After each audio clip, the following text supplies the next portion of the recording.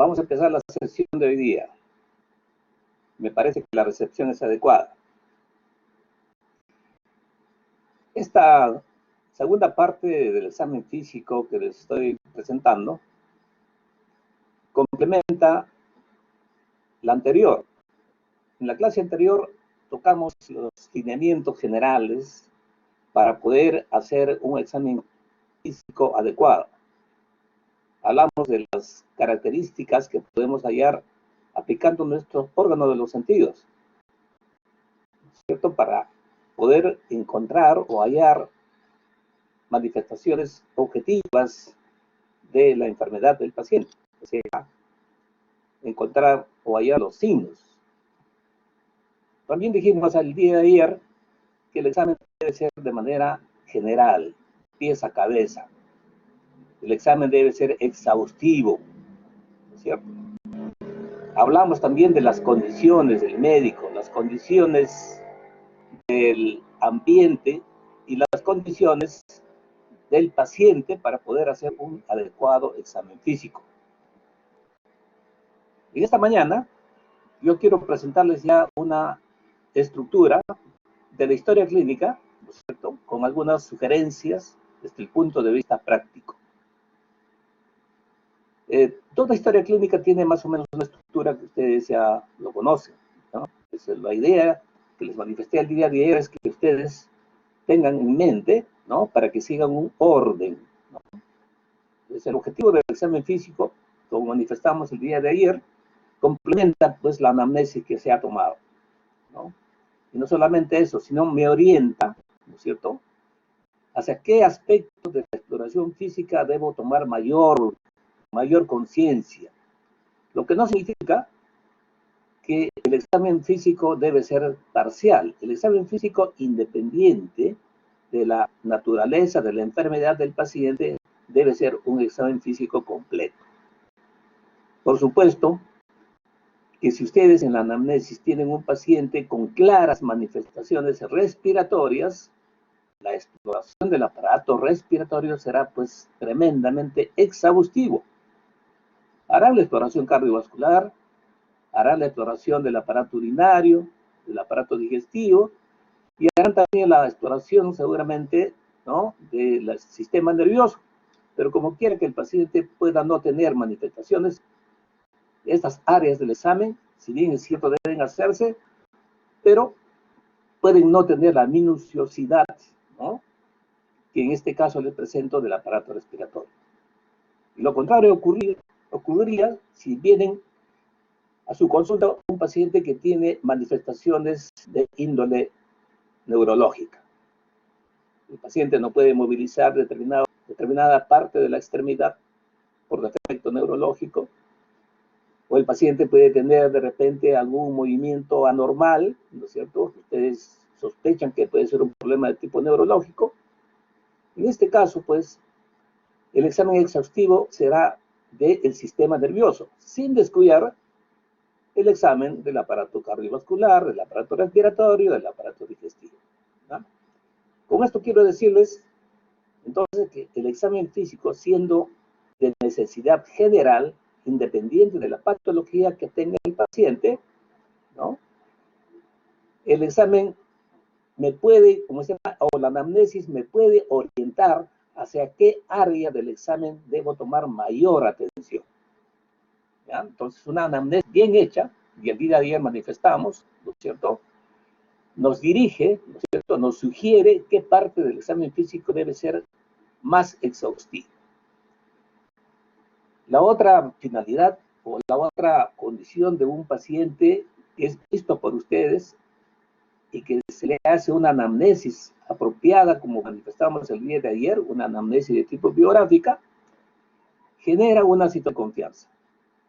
Entonces, en el examen físico, ustedes van a tomar ya un contacto físico con el paciente, ¿no? Ya no solamente van a abordar, ¿no?, la intimidad del tema emocional o la intimidad de su comportamiento, de sus molestias del paciente, como en la anamnesis, sino van a invadir ya la intimidad personal del paciente.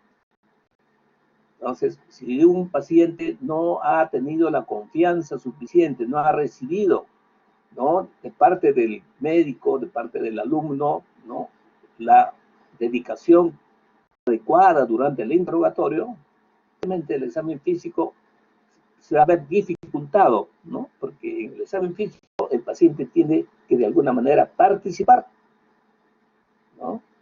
Y por supuesto, al igual que la anamnesis, como les dije el día de ayer, la exploración física más íntima, como puede ser el examen de mamas, como puede ser el examen vaginal, el examen rectal, obviamente debe reservarse para la parte final. El otro elemento para recordar del día de ayer que dijimos es que es necesario que nosotros expliquemos al paciente qué es lo que vamos a hacer. Este es un punto importante para evitar los malos entendidos. Seguramente ustedes han tenido información, denuncias por supuestas manipulaciones inadecuadas en los pacientes.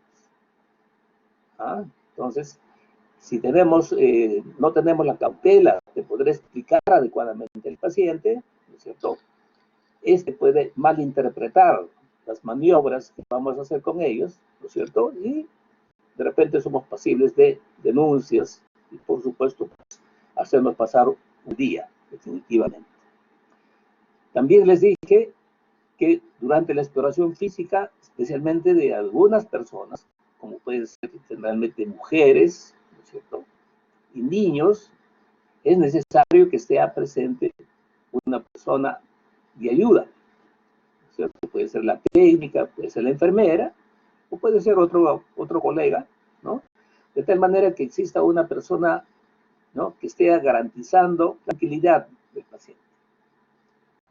Entonces, basado en todo esto, ¿no es cierto?, nosotros empezamos a hacer el examen físico y, de acuerdo a los formatos que tenemos nosotros, el examen físico empieza por estas circunstancias. En la primera parte de la historia clínica, ustedes van a ver un acápite que se llama funciones vitales, ¿no? ¿Qué son las funciones vitales?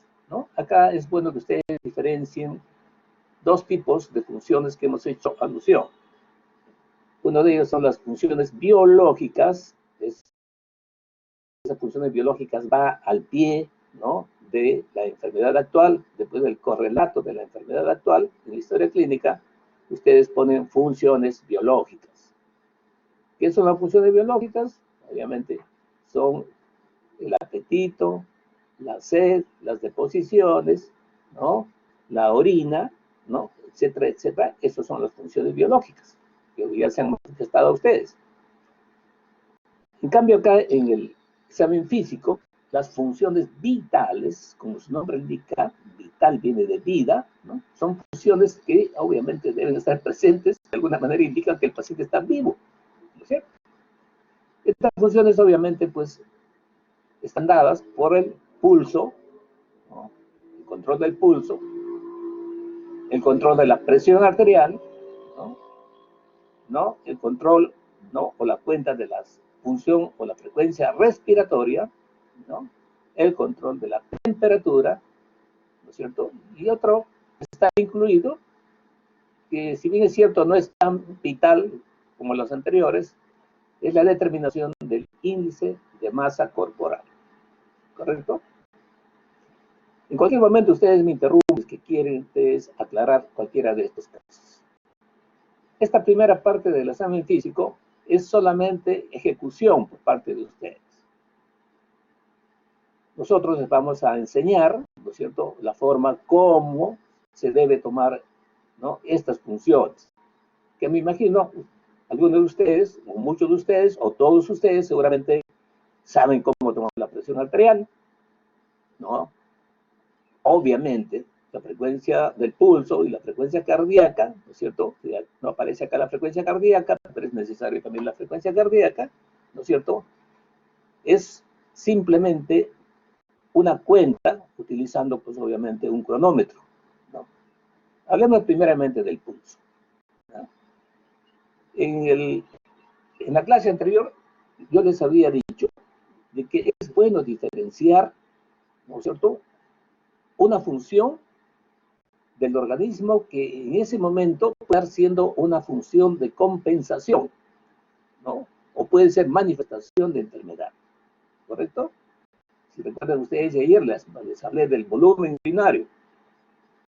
Un paciente que está deshidratado, obviamente, el urinario va a estar disminuido. Eso es un mecanismo de compensación, mecanismo fisiológico de compensación del organismo. Pero si un paciente no tiene problemas de deshidratación y de disminución del volumen urinario, importante, ¿cierto? Eso más bien corresponde a una manifestación de enfermedad, ¿no? Y dependiendo de su magnitud, probablemente estamos en una oliguria, ¿no? Dependiente probablemente de una patología renal, ¿no es cierto? Entonces ayer dijimos que hay que diferenciar, ¿no? Las funciones, ¿no?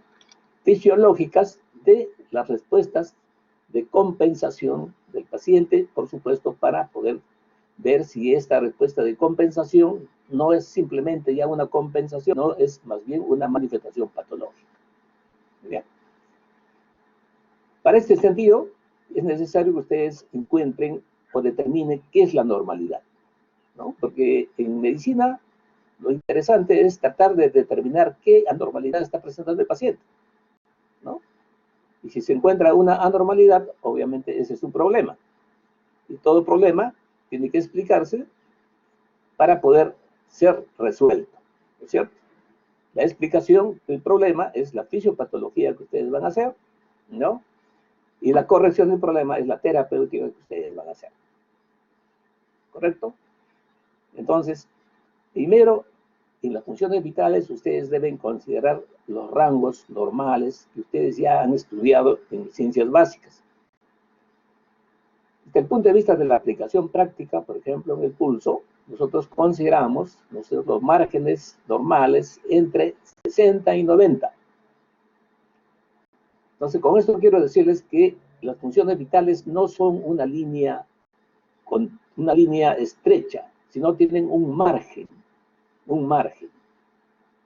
Un pulso de 60 es normal, un pulso de 65 es normal, de 70 es normal, ¿no es cierto? Esos son los márgenes, obviamente, de los pacientes desde el punto de vista fisiológico. Entonces, en cuanto a la frecuencia del pulso, nosotros consideramos normal entre 60 y 90, ¿correcto? Claro que estas variaciones del pulso van a depender de una serie de circunstancias, pero dentro de ese rango normal, ¿no? Van a ver que una persona entrenada, obviamente su frecuencia del pulso generalmente es baja, ¿no? En el rango de los 60, ¿no? Inclusive depende un poco menos, ¿cierto? Una persona no entrenada, de repente su frecuencia del pulso pues estará un poco más alta, 70, 75, ¿cierto? Si el paciente está en reposo, su frecuencia del pulso va a ser un poco más baja. Si el paciente comienza a hacer actividad física, su frecuencia del pulso va a subir. O sea, para que vean que esta función vital se adapta a las condiciones, ¿no?, físicas del paciente. Pero en algunas circunstancias, obviamente, van a ver ustedes que estas variaciones pueden ser expresión de anormalidad, ¿no? Y acá hay algunos términos que fácilmente se va a poder, como se llama, sacar o concluir, ¿no?, analizando estas características de las funciones vitales. Acá he obviado la cuenta de la frecuencia cardíaca. Tanto la frecuencia cardíaca, frecuencia de pulso, para su medición exige simplemente que ustedes tengan un cronómetro, ¿no? La idea es de que si ustedes tienen un cronómetro y hacen un análisis del pulso, ¿no es cierto? Y lo único que ustedes van a hacer es una cuenta, ¿no es cierto?, ¿va?, de el número de pulsaciones en el área que están ustedes examinando. Esto va a ser explicado y de repente va a ser manejado de manera más exhaustiva en el capítulo de aparato cardiovascular. Pero es conveniente que ustedes tengan algunos conceptos o recuerden algunos conceptos de pulso. El pulso no es otra cosa que la onda que se percibe en la pared arterial como consecuencia de la contracción sistólica del ventrículo izquierdo. ¿Ya? Entonces, acá estamos hablando del pulso arterial. Recuerden ustedes también que tenemos tres tipos de pulso desde el punto de vista fisiológico. Es bueno que ustedes recuerden: el pulso arterial, el pulso venoso y el pulso capilar, dependiendo del vaso, ¿no?, al cual nos estamos refiriendo. En esta parte de las funciones vitales nos estamos refiriendo al pulso arterial. Otro concepto que es conveniente que ustedes recuerden es de que el pulso arterial, ¿cierto?, dependiendo del tipo de vaso que uno está evaluando, el pulso puede ser central.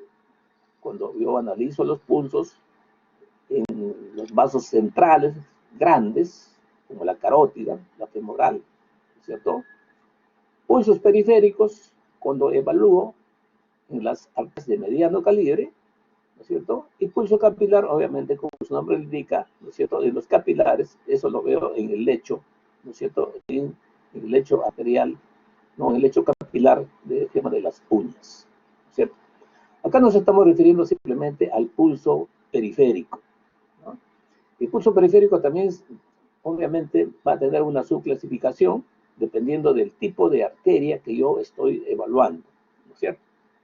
Pero en este caso inicial, el pulso que nosotros tradicionalmente evaluamos es el pulso radial, ¿ya?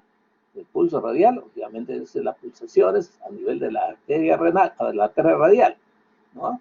Entonces, la arteria radial ofrece unas características bastante importantes para permitir, ¿no es cierto?, el pulso, controlar el pulso del paciente. Es una arteria que de alguna manera está un poco expuesta, ¿no? Está obviamente reposa sobre una base ósea, ¿no?, y es fácilmente de identificar. Obviamente el paciente tiene que estar con la muñeca, ¿no es cierto?, semiflexionada dorsalmente para exponer el vaso, ¿no es cierto?, y el médico pues obviamente explora, ¿no es cierto?, con el pulpejo de los dedos y hace la cuenta correspondiente, ¿no es cierto? Entonces esa cuenta va a ser reportada. Acá solamente una atingencia. Cuando ustedes ven el pulso en esta parte, ¿no?, van a analizar solamente una característica, ¿no es cierto?, pero teniendo en cuenta una segunda adicional. Es en cuanto al ritmo del pulso. El pulso debe tener una separación igual entre uno y otro. Eso se llama un pulso rítmico, ¿correcto? Si este pulso no es regular, sino la distancia entre pulso y pulso son diferentes, estamos frente a un pulso arrítmico. ¿Qué trascendencia tiene este para la valoración en esta fase, que es simplemente una cuenta? Que si el pulso es rítmico, no va a haber ninguna diferencia si ustedes hacen cuentas en minutos diferentes. Si un paciente tiene un pulso regular, ¿no es cierto?, y tiene 65, seguramente si haces una cuenta nuevamente, va a tener igualmente 65, va a tener igualmente 65 en una tercera, en una cuarta cuenta, y de repente pues con unas pequeñas variaciones de un pulso, qué sé yo, simplemente por, bueno, ¿no?, porque a veces uno no puede, como se llama, ser tan preciso, ¿no? Pero ustedes ven que la cadencia del pulso es igual. La distancia entre pulso y pulso es igual. Eso se llama un pulso rítmico. Entonces, cuando tienen ustedes un pulso rítmico, basta que ustedes solamente cuenten al minuto. Tómense el tiempo, ¿no?, explorar con la mano derecha, ¿no es cierto?, palpar la arteria radial, y con la mano izquierda ver un cronómetro, tener un cronómetro y calcular la cantidad de pulsaciones en un minuto. Y eso se reporta de esa manera. Frecuencia de pulso, 65 por minuto, ¿no? Entonces, cuando yo veo este tipo de reporte, estoy suponiendo que el pulso es un pulso rítmico. Pero ¿qué ocurre cuando un pulso es arrítmico? Cuando un pulso es arrítmico, ustedes van a tener un fenómeno interesante. Si ustedes hacen una cuenta en un minuto, de repente en una primera cuenta van a tener ustedes 65 de pulso. Hacen una segunda cuenta, de repente van a tener 70. Hacen una tercera cuenta, de repente van a tener ustedes 65, ¿no? Entonces, eso significa que el pulso obviamente es arrítmico, ¿no? Entonces, la arritmia del pulso no solamente lo identifico yo por que percibo frecuencias diferentes en cuentas diferentes, sino también por la calidad de la percepción del pulso, que obviamente la arritmia se puede percibir durante la palpación, ¿no?, de la arteria, en este caso la arteria radial, ¿no? Entonces, en este caso, el pulso es arrítmico, ¿no es cierto? Lo que se trata de encontrar es la frecuencia promedio. ¿Qué significa esto? Significa que yo hago una primera cuenta, que de repente me sale 65, hago una segunda cuenta, que me sale 70, entonces, en este caso, yo saco el promedio de estos dos valores y yo digo frecuencia de pulso promedio tanto, ¿correcto? Entonces, cuando yo escucho y veo en el reporte de ustedes que me dicen frecuencia promedio, yo estoy pensando, estoy obviamente entendiendo que ustedes han encontrado un pulso irregular. Yo creo que con fines prácticos lo vamos a dejar acá, porque de las arritmias del pulso hay varias definitivamente, ¿no? Pero solamente quédense con este concepto, porque acá solamente es una cuenta nada más. ¿Correcto? Ahora, por definición les dije que el pulso es la percepción de la onda de contracción sistólica del ventrículo izquierdo. O sea, cada contracción del ventrículo izquierdo, ¿no es cierto?, es percibido a través de una onda que se transmite por las arterias y se percibe en la pared del vaso, ¿no? Desde ese punto de vista, la frecuencia de pulso debe ser igual a la frecuencia cardíaca.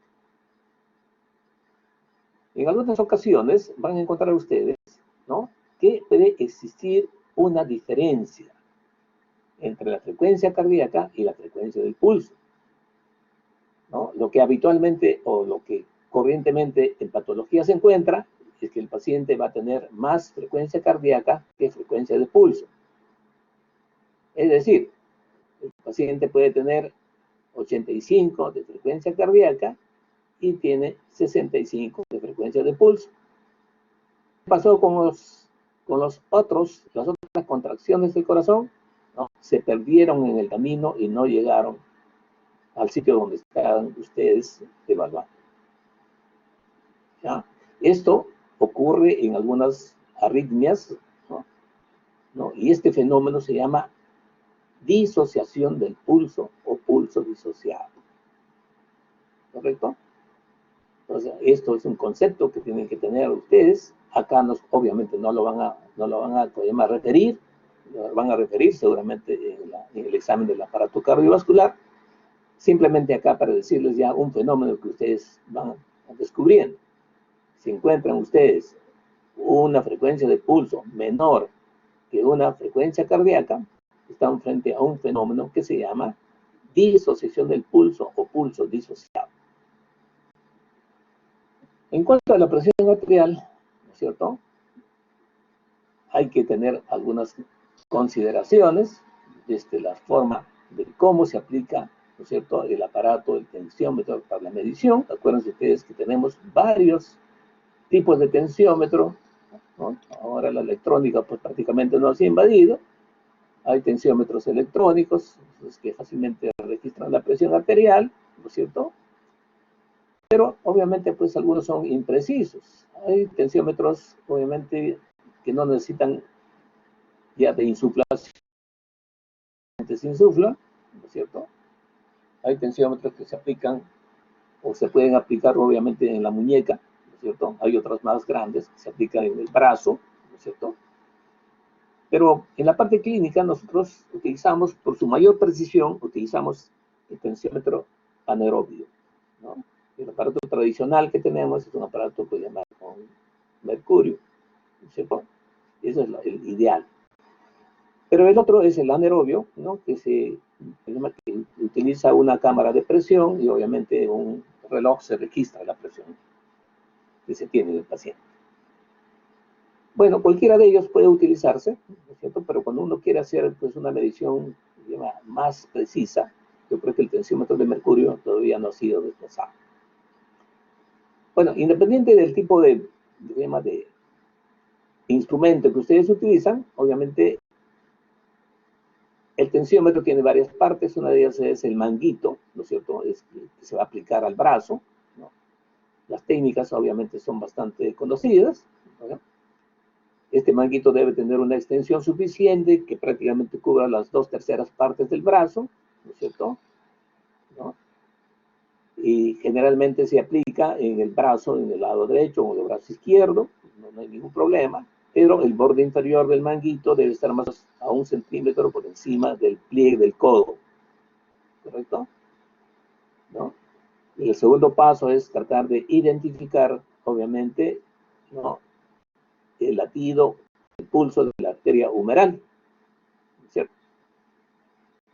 Y ubicado el pulso arterial de la arteria humeral, ¿no? Y colocado adecuadamente el manguito, obviamente uno comienza a insuflar, ¿no? Y este fenómeno de insuflar lo que hace es comprimir los vasos, obviamente. Comprime no solamente las arterias, comprime las venas, ¿no es cierto? Entonces uno va insuflando y administrando una presión para comprimir el vaso. Llega un momento en que la presión que ejerce comprime el vaso arterial, ¿ya? En este caso, ustedes si están guiándose por la palpación del pulso, va a llegar un momento que el pulso desaparece. Bueno, se insufla 10 centímetros más, ¿no? Se coloca pues el estetoscopio, ¿no?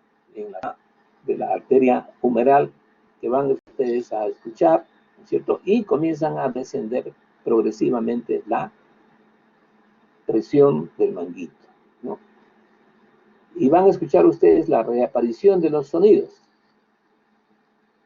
Entonces, la reaparición de los sonidos va a determinar entonces el registro de la presión. La primera aparición del sonido va a considerarse como el valor correspondiente a la presión sistólica, ¿correcto? Ustedes siguen descendiendo, ¿no es cierto? La presión del manguito, los latidos se siguen percibiendo, pero poco a poco se van apagando hasta que finalmente desaparecen. Y cuando desaparecen, ustedes han registrado la presión diastólica. Entonces, esto lo vamos a explicar de manera más extensa cuando hablamos de biología cardiovascular. Ahora, esto es una simple determinación de la presión arterial que lo hace cualquier persona. Entonces, en estos casos, nosotros hacemos entonces la medición de la presión arterial en el brazo, ¿cierto? Ideal sería hacerla tanto en el brazo derecho como en el brazo izquierdo, ¿ya? No debería haber diferencias en ambos lados, ¿no es cierto? Y también debería hacerse la presión arterial en posición sentada y en posición echada. Entonces, con estos fenómenos o con estas técnicas, nosotros identificamos algunas anormalidades, ¿ya? Que no es el momento de hablar porque vamos a extendernos demasiado. Y nuevamente les repito, esto vamos a hablar en extenso en el capítulo de aparato cardiovascular. Cuando se trata de los valores, ustedes saben que el promedio es 120 sobre 80. Presión sistólica 120, presión diastólica 180, ¿no? Acá también hay un dato que ustedes ya vayan fijando, ¿no es cierto? Si ustedes restan la presión sistólica de la presión diastólica, van a tener ustedes un fenómeno que se llama presión diferencial. La presión diferencial es la presión sistólica menos la presión diastólica. Si mi paciente tiene una presión de 150 con 100, ¿no? 150 de sistólica y 100 de diastólica, su presión diferencial será de 50. ¿Correcto? Y van a ver ustedes que esta presión diferencial es interesante, porque está dando una característica del pulso, ¿no? Una característica del pulso, entre las muchas que tiene, es la amplitud. Entonces, la amplitud del pulso está en relación con presión diferencial. Es decir, una presión diferencial de 10, ¿no?, tendrá una magnitud menor, ¿no?, palpatoriamente, que una presión diferencial de 40 o de 50, y fácilmente se percibe, ¿no? Eso también simplemente como concepto, porque acá solamente son valores reportados del registro, simplemente. Igualmente con la respiración, ¿no? La respiración, obviamente, hay que hacerla, ¿no es cierto?, y controlar el número de respiraciones al minuto. Y acá una sugerencia que se les hace, porque la respiración es un fenómeno, pues si bien es cierto, involuntario, pero tiene mucha influencia voluntaria. Entonces, cuando estamos frente a una persona extraña, y en este caso el médico está explorando, está examinando, siempre hay un poco de aprehensión, por más confianza que sea por parte del paciente. De tal manera que cuando el paciente ve que el médico le está cortando la respiración, comienza a aumentar su frecuencia de manera involuntaria. Entonces, para evitar este fenómeno, nosotros recurrimos a una técnica de distracción. Estábamos registrando nosotros el pulso, ¿no es cierto? Y nosotros hacemos con que estamos concentrados en el pulso, pero con el rabillo del ojo estamos también contando la frecuencia respiratoria. De esa manera, pues el paciente está concentrado en el pulso que estamos nosotros evaluando, pero ya nosotros estamos con el rabillo del ojo viendo el movimiento del tórax y controlando, obviamente, la frecuencia respiratoria, ¿ya? También la frecuencia respiratoria, obviamente, tiene, ¿no es cierto?, sus rangos, ¿cierto?, es entre 12, ¿no es cierto?, y 20 respiraciones por minuto. Ese es lo normal de un paciente. Y de aquí se van a determinar algunos términos. Miren ustedes, señores alumnos, interesante que ustedes van a escuchar cotidianamente en las salas clínicas, en las salas de los hospitales. Por ejemplo, si el rango de la presión del pulso es de 60-90, ¿no es cierto?, el incremento de la frecuencia del pulso por encima de este valor recibe el nombre de taquisfignia. De taqui, rápido, sfignia es pulso, taquisfignia. Y si el paciente tiene una cuenta menor de 60, tiene de repente 40, 35, el paciente está en una bradisfignia. ¿Correcto? Y como quiera que esto tiene relación también con la frecuencia cardíaca, como les he mencionado, ¿no es cierto? Si la frecuencia cardíaca está por encima de los 90 que hemos mencionado, ¿no es cierto?, que puede estar en 110, el paciente está en una taquicardia, ¿no es cierto? Y si la frecuencia cardíaca, ¿no?, está baja, está en 40, en 45, ¿no?, decimos que el paciente tiene una bradicardia, ¿no? Entonces, otro término que se desprende, por ejemplo, de la presión arterial, bueno, ya es mucho más conocido, pues el paciente puede estar hipertenso y puede estar hipotenso, dependiendo de los valores, ¿no? En cuanto a la respiración, hemos considerado los rangos entre 12 y 20, ¿no es cierto? Entonces, van a ver ustedes que si el paciente está con una respiración por encima de 20, tiene 25, ¿no? Entonces, el término es taquipnea, ¿no? Taquipnea, ¿no? Y si el paciente respira menos de 12, 10, 8, el paciente está en una bradipnea, ¿no? Estos son términos que ustedes tienen que familiarizarse, porque son de uso corriente cuando uno trata de transmitir la información, ¿no? La temperatura, esto obviamente es medir la temperatura simplemente con el termómetro. Hay varios tipos de termómetros también actualmente, los termómetros cutáneos, ¿no?, los termómetros obviamente inclusive a distancia, ahora que están viendo ustedes en esta pandemia, ¿no?, a distancia le puede tomar la temperatura, ¿no es cierto? Pero nosotros todavía seguimos utilizando, porque es más preciso, la temperatura utilizando los termómetros de mercurio, ¿ya? no vamos a hablar mucho porque ustedes van a tener una clase, ¿no? Esta es una práctica, pero de todas maneras, en la clase van a hablar ustedes de termometría clínica, ahí van a hablar ustedes de síndrome febril y seguramente les van a referir. ¿Ya? Acá solamente lo que hay que hacer es registrar la temperatura. Dos situaciones simplemente para que tengan ustedes en cuenta registrar la temperatura, ¿no? La temperatura puede ser temperatura superficial y temperatura profunda. La temperatura superficial generalmente es la temperatura que nosotros utilizamos en los pliegues, la temperatura axilar, la temperatura en el pliegue inguinal, inclusive la temperatura en el conducto auditivo, a veces se toma en el niño, ¿no? Las temperaturas centrales son las más próximas a la temperatura real, obviamente son la temperatura, ¿no?, oral y la temperatura rectal. La vaginal se puede hacer, pero obviamente no es cotidiano, tampoco no es aplicable. Lo que siempre han escuchado ustedes seguramente es la temperatura oral y la temperatura rectal, que son las más precisas. Por supuesto que cuando ustedes tomen la temperatura oral, ¿no?, deben mantener el termómetro adecuadamente ubicado por debajo de la lengua, no sé, con los labios completamente cerrados. Si el paciente no debe hablar, no debe decir absolutamente nada, y mantenerlo por lo menos un mínimo de 3 minutos. ¿Correcto? Cuando se trata de la temperatura axilar, ¿no es cierto?, hay que ubicar bien obviamente el termómetro, ¿no es cierto?, en la axila, ¿cierto?, y hacer que el paciente cruce el brazo, tratando de comprimir el termómetro, ¿cierto?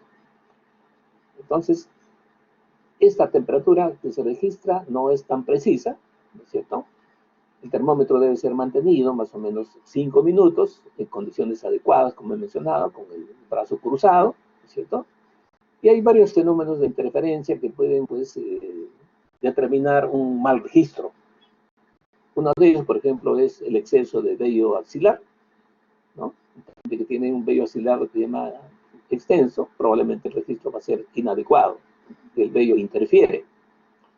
Los pacientes que están desnutridos, obviamente ustedes prácticamente el termómetro baila en la axila porque hay una atrofia muscular, entonces el paciente, el termómetro no se contacta, ¿no?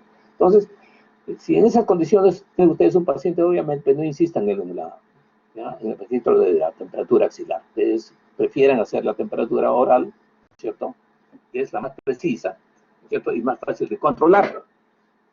Y en el peor de los casos, se puede recurrir inclusive hasta la temperatura rectal.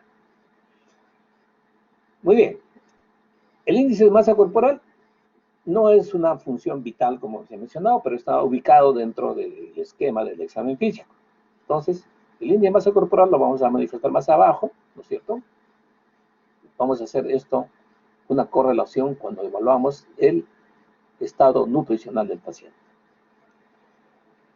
Hecho de estas medidas, que ustedes deben familiarizarse, ¿no?, y si tuviéramos en la práctica, ustedes deberían estar con su, ¿no?, con su tensiómetro, con su estetoscopio, ¿no?, con un cronómetro para poder hacer las cuentas, ¿no es cierto? ¿Ya? Y en algún momento, pues, ojalá podamos hacerlo, ¿no es cierto? Pasamos ya al mismo hecho del examen general. El examen físico tiene dos grandes diferencias, o dos grandes áreas. El examen general, ¿no?, y el examen regional. Entonces, en el capítulo que estamos haciendo, vamos a hacer el examen general, ¿ya? El examen general tiene varios aspectos, ¿no?, y también debe tener un cierto orden. Yo les digo a ustedes, si siguen un orden, ustedes no se van a olvidar, ¿no? No se van a olvidar. En el examen general consta de estas alternativas, ¿no? Hay que evaluar el estado general, ya después le voy a explicar, el estado de conciencia, el estado de orientación, el estado de hidratación, el estado de nutrición, la facies, acá disculpen, facies con C, ¿no es cierto?, la actitud o decúbito y el tipo congestional. Esa es la primera parte. Después ya viene el examen del tejido de la piel y faneras. Después viene el examen del tejido celular subcutáneo. viene el examen del sistema linfático, viene el examen del sistema osteoarticular. Todo eso corresponde al examen general del paciente, ¿correcto? Aparte del examen general, como les he mencionado, existe o se va a realizar el llamado examen regional. El examen regional, como su nombre lo indica, corresponde al examen por regiones. Y en este examen por regiones se considera el examen de la cabeza, el examen del cráneo, se pasa al examen de la cara, donde se examinan los ojos, la nariz y la cavidad bucofaringea, y el examen del cuello, ¿no? Acá no he puesto, ¿cierto? Me ha faltado el examen de mamas, que también se ubica en esta parte del examen físico, ¿correcto? Este conglomerado de estudios es que debe verse en este capítulo que ustedes están haciendo, el capítulo de semiología general, ¿correcto? Porque después de esto, y después de dar su examen, ustedes vamos a pasar ya a la exploración del aparato respiratorio, que es obviamente parte del examen regional, pero ya corresponde ya a exploraciones especiales. Todo esto vamos a hacer en este capítulo, ¿ya? Entonces, vamos a tratar, ¿no es cierto?, entre los docentes, de repartir cada uno de estos. Obviamente, ustedes van a tener la parte teórica, ¿no es cierto? Nosotros vamos a darle un sustento teórico práctico. Yo precisamente acá lo que quiero hacer es un sustento teórico práctico que probablemente en la teoría no les van a decir o les van a decir muy rápidamente. Y por ese motivo, yo creo que más que una exposición, esto debe ser una conversación entre nosotros. Y esa es la forma como yo habitualmente hago la práctica en el hospital. Yo por lo general divido la práctica en dos partes. Una primera parte de una orientación teórico-práctica, porque ya les he mencionado, cuando ustedes quieren examinar, tienen que saber qué es lo que van a hacer con el paciente, porque a veces los llevo con el paciente y les digo que examina determinado tipo de cosas y les digo, ustedes no saben por dónde empezar. Y eso es lógico, porque ustedes están recién aprendiendo, ¿no?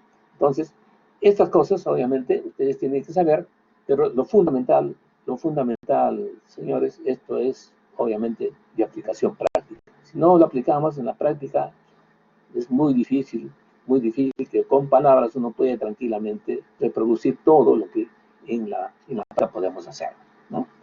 En la práctica se descubre algunas pequeñas cosas que la teoría, por más minuciosa que sea, no la dice.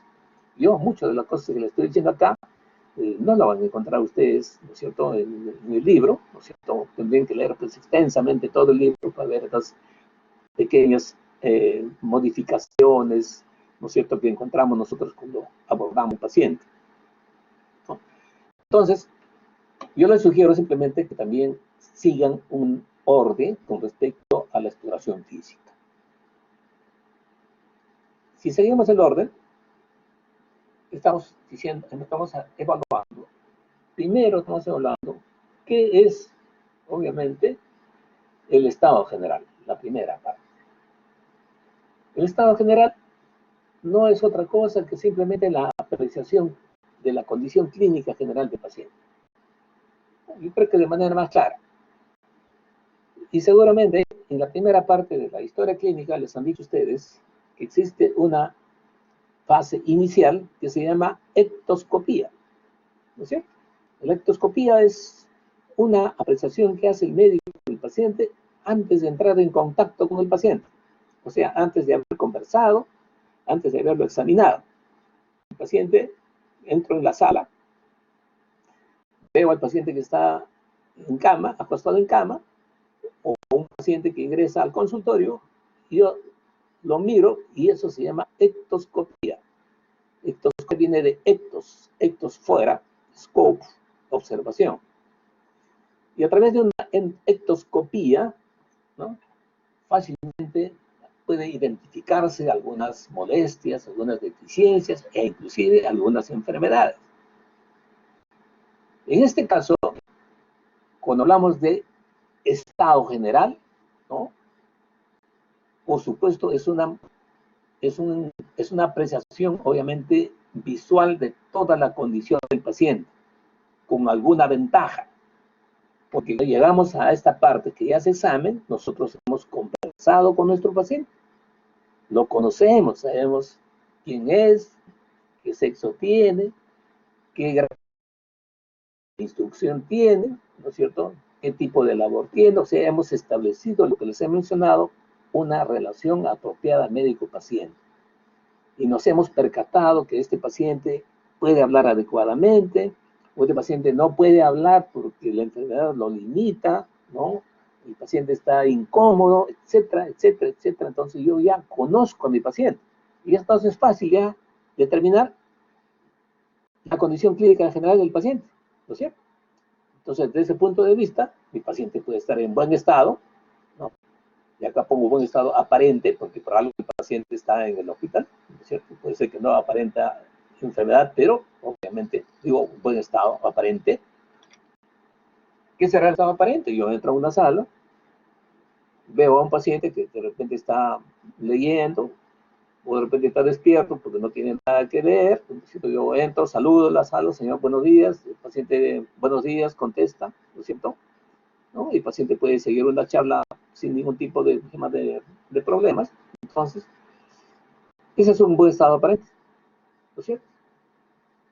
Un paciente que está en regular estado aparente, por supuesto, ya no tiene ese tipo de actitud, ¿no? De repente se le ve un poco incómodo al paciente, ¿no? De repente tiene un poco de dolor, un poco de malestar, el paciente no pone mucha atención, ¿no es cierto? O de repente se hace esfuerzo para poner el tema en contacto con el entorno, ¿no es cierto?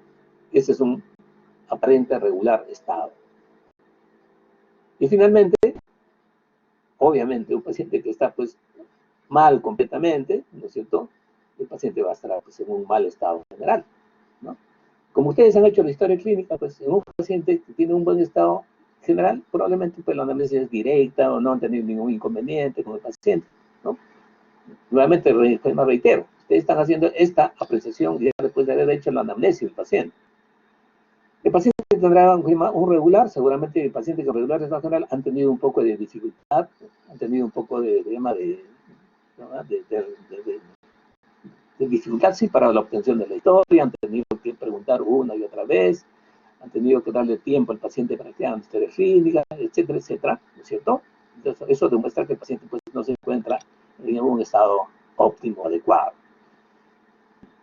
El paciente que está en mal estado general, probablemente la historia clínica ha sido muy deficiente de manera directa y ustedes han tenido que recurrir seguramente a una fuente de información. O sea, a través de esto yo fácilmente me puedo dar cuenta si ustedes están falseando los datos o están calificando de manera apropiada, ¿no es cierto? Porque a veces uno se olvida del orden de los exámenes, del orden de las preguntas y trata de, a veces cuando hace la historia clínica y quiere reportarlo, lo llena con una serie de suposiciones, ¿no? Pero lo que se dice en un sitio, obviamente, sale pues en otro sitio. Y cuando hay discordancia, bueno, uno fácil se da cuenta que están inventando algunos datos. Eso es el estado general. Y ustedes cuando están frente a un paciente, lo único que van a decir en esta primera parte es paciente en aparente buen estado general. Y listo. Nada más. Esa es la única calificación del estado general. Pero implica una serie de consideraciones que les he mencionado. La otra situación que ustedes van a evaluar es el estado de conciencia, ¿no? ¿Qué es el estado de conciencia? El estado de conciencia es la capacidad del paciente de ponerse en contacto con su entorno. El paciente, el estado de conciencia le puede conectarse con su entorno y comprender todo lo que ocurre en su entorno. ¿Correcto? El estado de conciencia, obviamente, tiene dos componentes fundamentales para que ustedes recuerden, ¿no es cierto?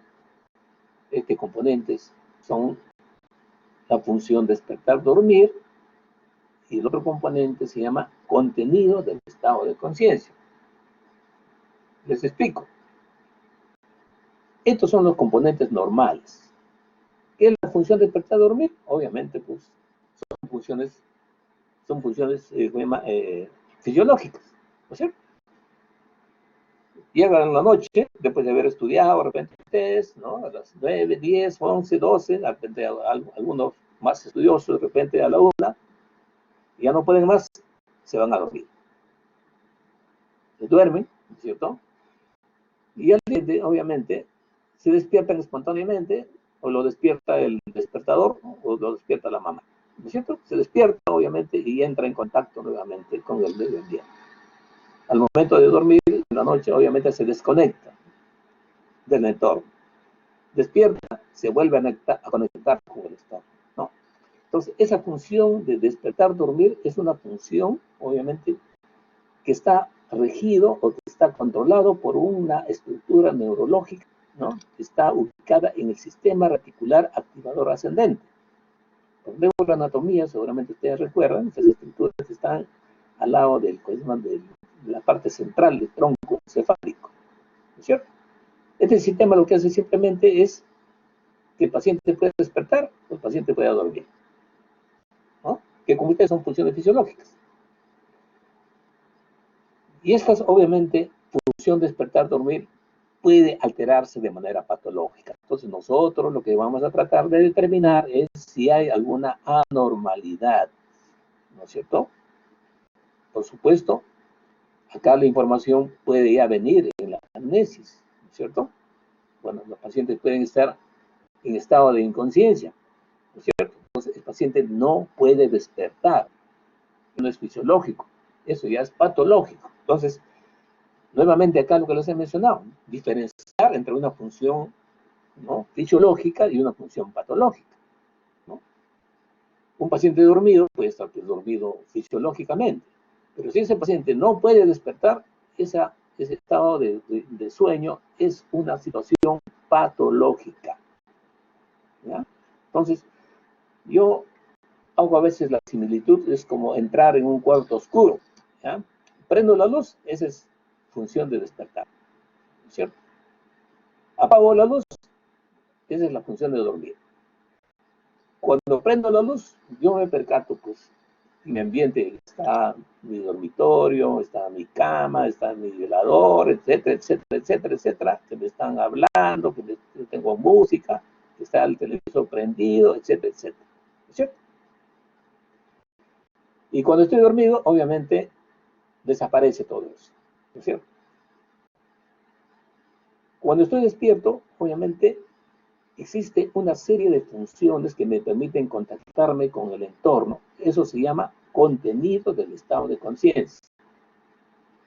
Y el contenido del estado de conciencia tiene un sustento neuroanatómico, ¿no?, en el cual interviene la corteza cerebral y las funciones, las estructuras interhemisféricas. ¿Correcto? El contenido del estado de conciencia, ¿qué cosa es? El lenguaje, la orientación, la comprensión de una lectura, ¿no es cierto? El cálculo, ¿no es cierto? Yo puedo evaluar y cada uno de estos elementos se evalúan y seguramente van a ver ustedes en la semiología del sistema nervioso, van a ver ustedes alteraciones del lenguaje, ¿no? Yo puedo evaluar comprensión, al paciente le doy obviamente de repente un refrán y le digo qué significa para él. Puedo hacer pequeños ejercicios de cálculo.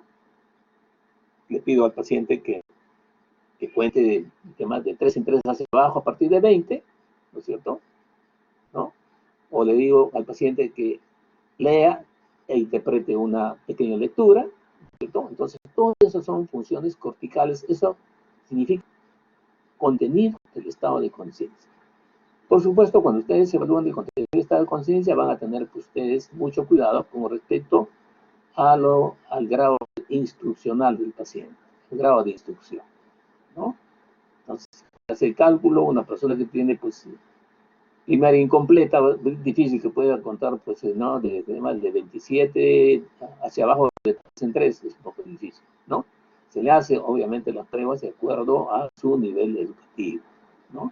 Entonces, eso cuando se da el contenido del estado de conciencia. Pero acá en este capítulo no somos tan minuciosos como en la parte neurológica. Acá solamente hacemos una valoración bastante eh, superficial, si se quiere, ¿no es cierto? Valoramos cómo está el lenguaje, la orientación, ¿no es cierto? Y nos vamos a dar cuenta, cuando hacemos la historia clínica, ya nos hemos dado cuenta que el paciente no se acuerda adecuadamente, se le confunde de repente algunas fechas, a veces el paciente no entiende, ¿no? Obviamente uno ya se va dando cuenta que puede haber alteración del contenido del estado de conciencia. En cuanto a la función de despertar-dormir, la situación más frecuente que ustedes van a encontrar es la imposibilidad del paciente para despertar. Es lo más frecuente, ¿no es cierto? Por supuesto, no es raro que también pueda haber más bien alteraciones, ¿no?, relacionadas con la capacidad de dormir. Y no sería raro que venga pues a su consulta de ustedes, a veces el paciente es, doctor, no puedo dormir 2 días, no puedo dormir 3 días, 4 días, ¿no es cierto? Entonces hay situaciones a veces muy difíciles, cuando el paciente pues, no puede dormir, tiene 5 o 6 días que el paciente no duerme, definitivamente. No es lo más frecuente, ¿no es cierto?, en cuanto al compromiso de esta función, ¿cierto? Lo más frecuente que vamos a encontrar nosotros en la parte clínica, especialmente cuando comenzamos a nuestros pacientes en el hospital, es la incapacidad para poder despertar.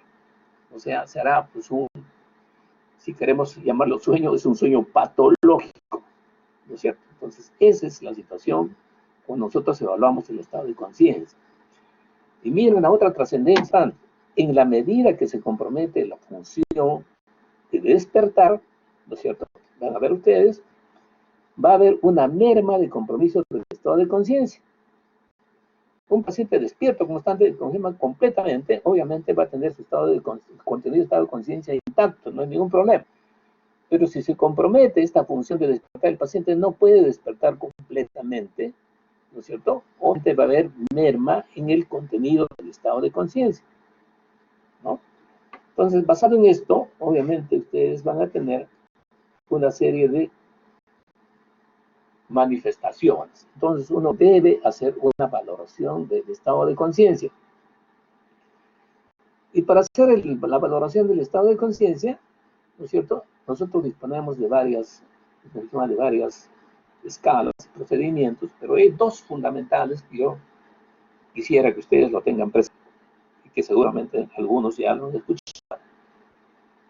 Esto que todavía se utiliza, especialmente se utiliza en este capítulo que están haciendo ustedes, en la forma clásica de valoración, ¿no?, donde el estado de conciencia, ¿no es cierto?, se puede, ¿no?, graficar, así como está acá, mediante una recta o un segmento, que ustedes quieren, ¿no?, en donde en un extremo, ¿no es cierto?, está el paciente completamente despierto, conectado con su entorno.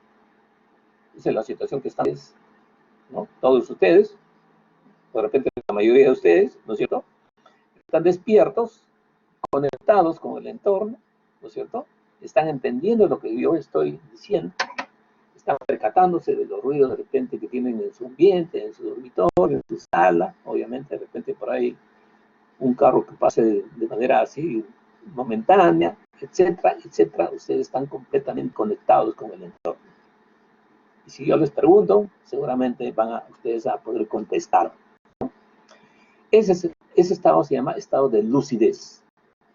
Ese es el estado de lucidez. En el otro extremo del estado de lucidez está el paciente desconectado completamente del medio ambiente. El paciente en esta condición, ¿no?, extrema, puede tener, tiene solamente funciones automáticas. El paciente obviamente está profundamente comprometido en el estado de conciencia, dormido, ¿no es cierto? Y solamente se puede saber que el paciente está vivo porque tiene funciones, se llama, automáticas todavía funcionando. El paciente todavía tiene actividad cardíaca, ¿no?, o el paciente todavía está respirando.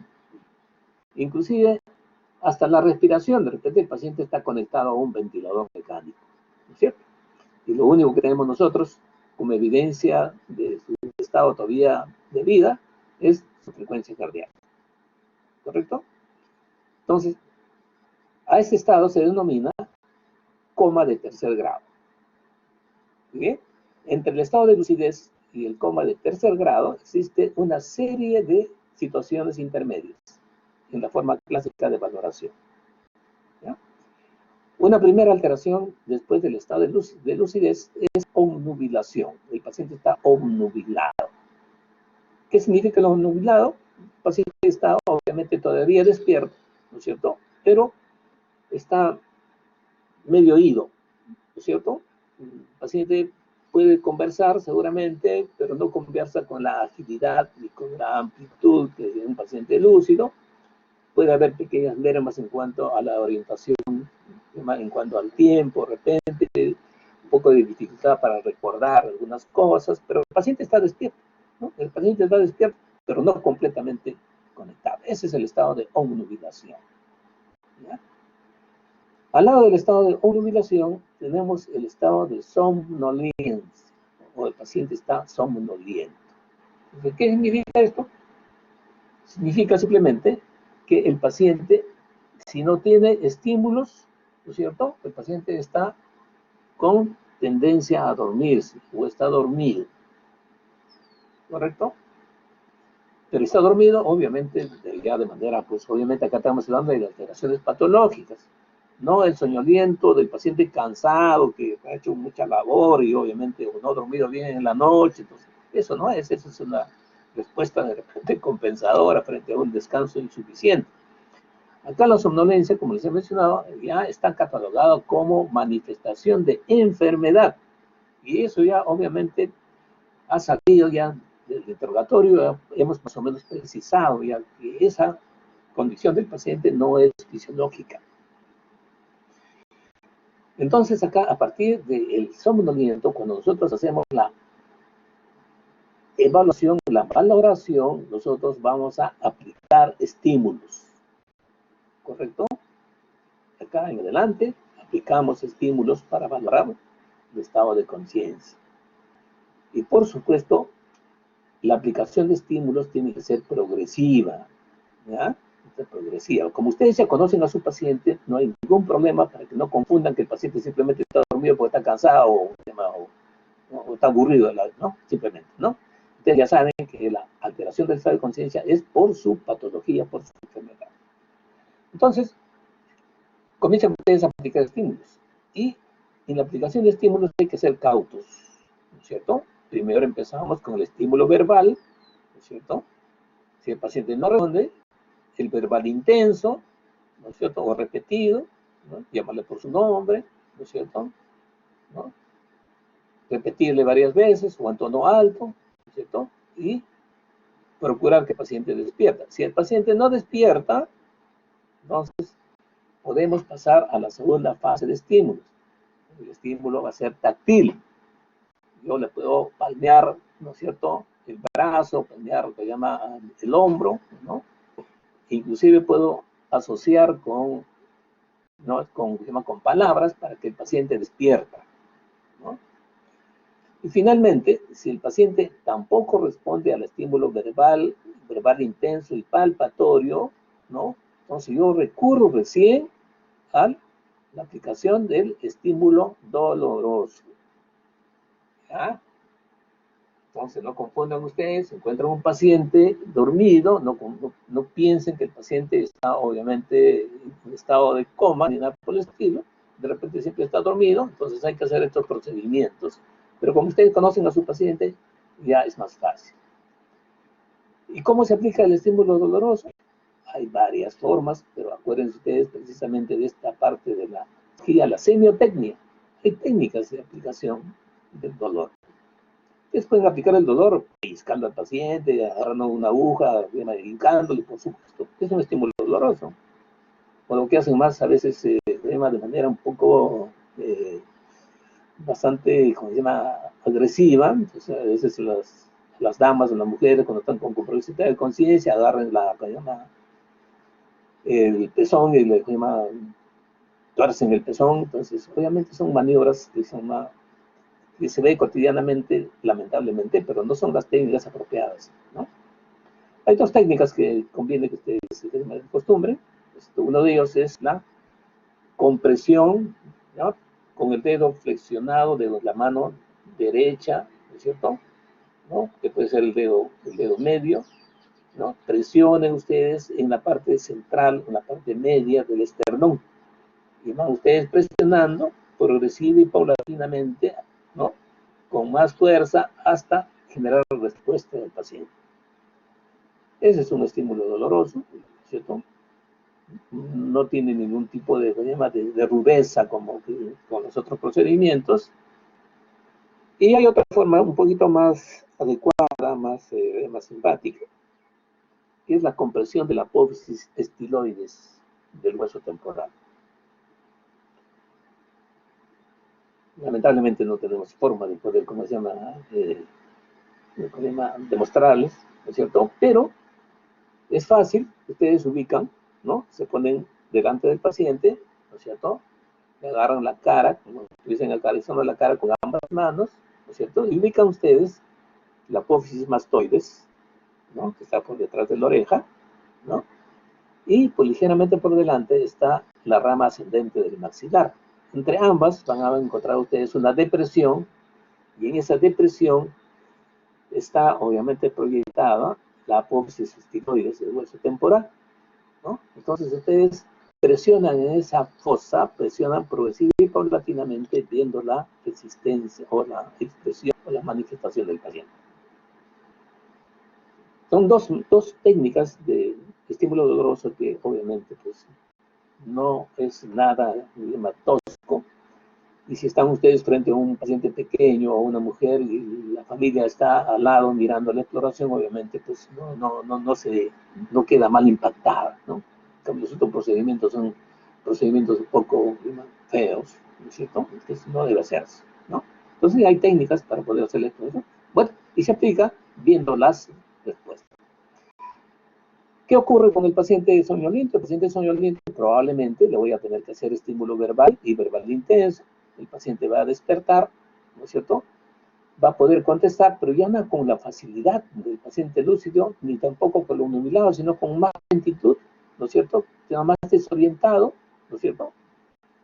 Y si ustedes dejan de estimular, ¿cierto? Pasa un corto tiempo, el paciente despierto y nuevamente cae en sueño. Ese es el estado de somnolencia. Después viene el estado de sopor. En el estado de sopor, definitivamente ya el estímulo verbal, palpatorio, seguramente no es suficiente y acá tienen que aplicar ya estímulo doloroso. En el estímulo doloroso, en el paciente con sopor, lo que puede generar es que el paciente está profundamente dormido. Hagan el estímulo doloroso y el paciente puede responder, pero haciendo palabras incomprensibles, mal articuladas, ¿no? Transitorias, y no logra abrir los ojos. Tan pronto hacen ustedes cesan el estímulo doloroso, el paciente nuevamente cae en inactividad. ¿Correcto? En el paciente que tiene, que tenía un mayor compromiso del sensorio, lo calificamos como paciente en estado de coma, ¿no? Coma superficial o coma de grado 1. Hay que poner en relevancia que cuando nosotros hacemos un estímulo doloroso, generamos una respuesta del paciente y es una respuesta que tiene una cierta complejidad. Y tiene 3 componentes la respuesta frente al dolor, ¿no? Entonces, porque estamos evaluando las funciones del sistema nervioso, funciones obviamente superiores del sistema nervioso, y en consecuencia, pues la respuesta es compleja. Si hacen ustedes un estímulo doloroso, una respuesta completa consiste primeramente en la ubicación. El paciente trata de ubicar la zona que está siendo estimulada dolorosamente, ¿no? Se llama localización del dolor, ¿no es cierto? La segunda respuesta es que el paciente trata de retirar la extremidad o el área que está siendo estimulada dolorosamente, ¿no? Entonces, o sea, localización, retiro del dolor, y obviamente la otra es la respuesta, ¿no? El paciente puede decir ay, puede quejarse, o puede inclusive hasta manifestar algunas palabras de repente incomprensibles, y esa es la respuesta. Esa es una respuesta completa al dolor. Entonces, la respuesta completa al dolor es la ubicación y el retiro de la lesión, y la queja es la respuesta completa. Y eso es lo que ocurre cuando el paciente tiene coma o está en coma y está en estado de sopor. ¿Correcto? El paciente localiza y retira, ¿no?, el área estimulada dolorosamente. Cuando el paciente está en estado de coma, obviamente el estímulo doloroso no lo despierta, ¿no es cierto? ¿No es cierto? De repente pero el paciente comienza a adoptar una posición bastante llamativa. Esta posición que adopta el paciente se llama actitud de decorticación. ¿En qué consiste una actitud de decorticación? Yo estimulo dolorosamente en el brazo, en el pecho, como he mencionado, a nivel del esternón, y el paciente responde con una flexión de los miembros superiores y una extensión de los miembros inferiores, ¿ah?, de ambos miembros superiores y ambos miembros inferiores. Esta respuesta al dolor, con contracción o flexión de miembros superiores y extensión de miembros inferiores, se denomina actitud de decorticación. ¿Correcto? Y es lo que caracteriza, obviamente, al paciente que está en coma de grado 1 o coma superficial. Cuando el estado de coma progresa, se entra a una segunda fase del coma, el coma de moderado o coma de segundo grado, ¿no? Y acá el estímulo doloroso obviamente va a determinar una respuesta un poco diferente a la anterior, y que consiste más bien no en una flexión del miembro superior como en el anterior, sino más bien una extensión de los miembros superiores con rotación externa de ambos y también extensión de los miembros inferiores. Esto se denomina actitud de descerebración. Entonces, dos diferencias. La diferencia entre actitud de decorticación y actitud de descerebración es que en la actitud de decorticación hay flexión de los miembros superiores, y en la actitud de descerebración hay extensión y rotación externa de los miembros superiores. En ambos casos, obviamente, los miembros inferiores también están en extensión. ¿Correcto? Una actitud de decorticación significa un menor compromiso con respecto a la actitud de descerebración. ¿Ya? Entonces, los pacientes, obviamente, cuando se recuperan, pueden ir volviendo, ¿no? Pero esta es más o menos la escala. Y finalmente, ya les he mencionado, cuando el paciente no responde frente al estímulo doloroso, obviamente estamos frente a un paciente de un coma profundo o coma de tercer grado, ¿no? Entonces, como ven ustedes, pueden existir situaciones intermedias. Entonces, no es posible aplicar, ¿no es cierto?, de manera precisa cada una de estas fases. Puede haber una fase intermedia, y por eso, en la forma clásica, es mejor describir lo que ustedes están encontrando. Por ejemplo, si encuentro un paciente con somnoliento, yo digo, encuentro al paciente dormido, ¿no es cierto?, despierta el estímulo verbal repetido, intenso, ¿no?, y se comunica con frases cortas. Ustedes me están describiendo un somnoliento. ¿Correcto? Entonces, como quiera que esto es un poco variable, ¿no es cierto?, es mejor describir antes que calificar. Si ustedes me dicen el paciente está soporoso, ya no me dan opción. Yo tengo que entender que ustedes saben calificar a un paciente soporoso. Una escala que nos ayuda muchísimo para poder ser más precisos, ¿no?, es lo que se llama la famosa escala de Glasgow, ¿ya? Yo acá solamente les voy a decir los componentes, y seguramente en la parte teórica van a ahondar en esto, ya han ahondado seguramente. La escala de Glasgow, pues, fue una escala que inicialmente fue creada para la valoración del estado de conciencia de los pacientes con traumatismo encefalocraneano, ¿ya? Más adelante se amplió, porque era una escala adecuada, se amplió a la situación de compromiso de la conciencia en todos los pacientes neurológicos, independiente de la causa, o sea, ya no traumáticos simplemente, ¿no? Y en los últimos tiempos, no tan últimos tiempos ya, finalmente, lo que nosotros hacemos actualmente, ¿no es cierto?, es que el escala de Glasgow se aplica en los pacientes con compromiso del estado de conciencia, independiente de la patología que lo está generando. Ustedes van a ver pacientes urémicos, pacientes renales, estado de coma, con un cuadro meningio, obviamente en estado de coma. Van a ver pacientes ustedes con hiponatremia en estado de coma. Entonces, obviamente, en todos ellos, obviamente, se puede utilizar actualmente la escala de Glasgow. ¿Ya? La escala de Glasgow se ha convertido prácticamente como un arma, así como el tensiómetro, cuando uno valora el estado de conciencia de los pacientes. Son muy utilizados en las salas, no solamente regulares, sino con más intensidad, solamente en las salas de cuidado intermedio, ¿no es cierto? En las áreas de cuidados mucho más intensos, ¿no es cierto? Se aplica este tipo de escalas, ¿no? La valoración del estado de conciencia a veces no solamente se hace una sola vez al día, no solamente cuando se examina al paciente por primera vez, sino esta valoración se puede hacer cada hora, cada media hora, etcétera, etcétera, o cada 2 horas para ver la progresión, ¿no es cierto?, del cuadro del paciente, ¿no? ¿Qué funciones se evalúa en la escala de Glasgow? Funciona 3 aspectos, ¿no es cierto? Funciona la apertura ocular, ¿no? Entonces yo veo al paciente, ¿no es cierto?, si abre los ojos o no abre los ojos. Y esta apertura ocular tiene una calificación de 1 a 4 puntos. ¿Qué significa esto? Que la mejor respuesta, obviamente, es 4 puntos y la ausencia de respuesta es 1.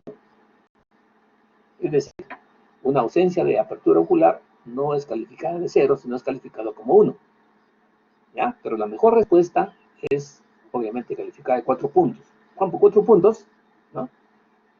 Es un paciente que tiene una apertura ocular espontánea. Entonces yo entro, el paciente lo veo con el ojo de piedra, con los ojos abiertos. Esa es calificación de 4, ¿cierto? Y tiene una calificación de 1, el paciente, a pesar del estímulo doloroso, el estímulo verbal, etcétera, etcétera, el paciente no abre los ojos.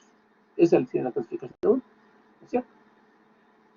El otro se llama aspecto de la valoración de la escala de Glasgow es la respuesta verbal, que tiene una calificación que va entre 1 y 5 puntos. 5 puntos corresponde al paciente que se comunica de manera apropiada. El paciente está lúcido, está orientado, puede responder a todas las preguntas que ustedes hacen, puede hacer cálculos, puede hacer interpretaciones, etcétera, etcétera. O sea, el paciente está como lo están ustedes en este momento. Tiene calificación de 5 puntos.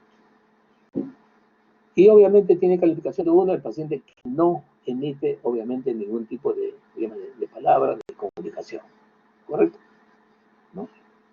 Entre ellos, obviamente, hay alternativas, obviamente, que la parte teórica seguramente van a llenar, ¿no es cierto? Por eso yo solamente les digo los hitos mentales. El otro elemento que se evalúa es la respuesta motora.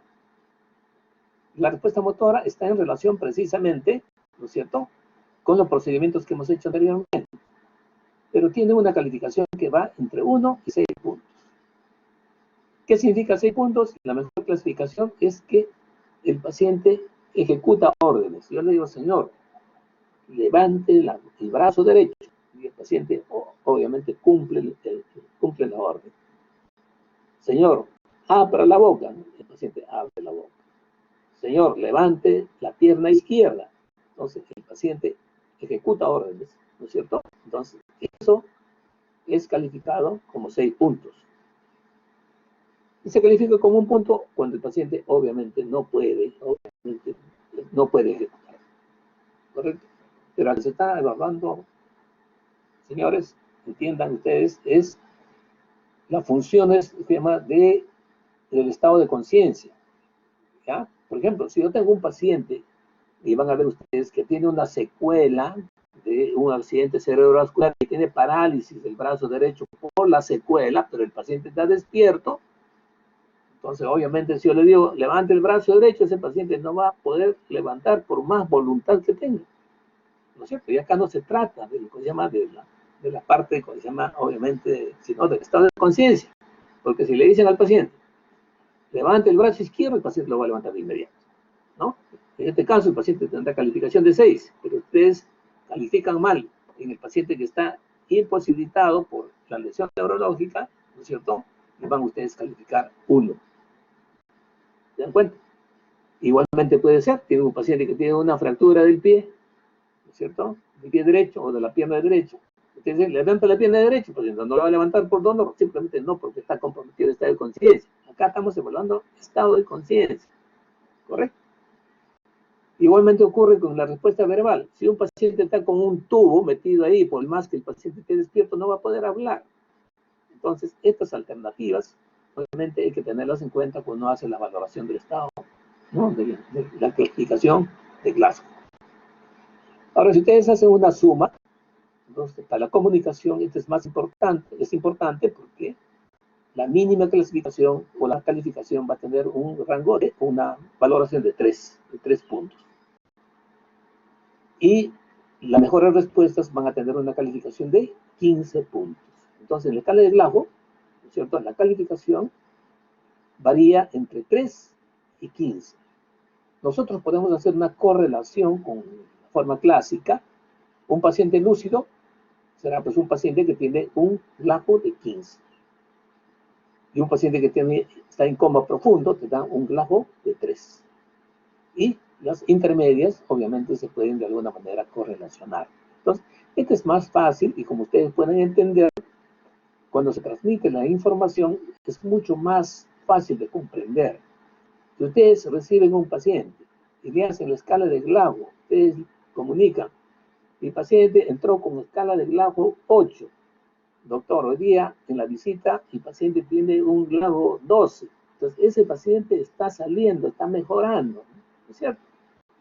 Por lo contrario, doctor, estamos preocupados. Ese paciente ingresó con un Glasgow de 12, ahora tiene un Glasgow de 7. Ese paciente se está deteriorando, ¿no es cierto? Entonces, fácilmente pueden entender ustedes que este tipo de comunicación es más fácilmente entendible, ¿ya? Entonces, yo les sugiero que ustedes se entrenen, ¿no es cierto?, en la valoración de la escala de Glasgow en todo paciente inconsciente, independiente del compromiso, si es compromiso neurológico o no lo es.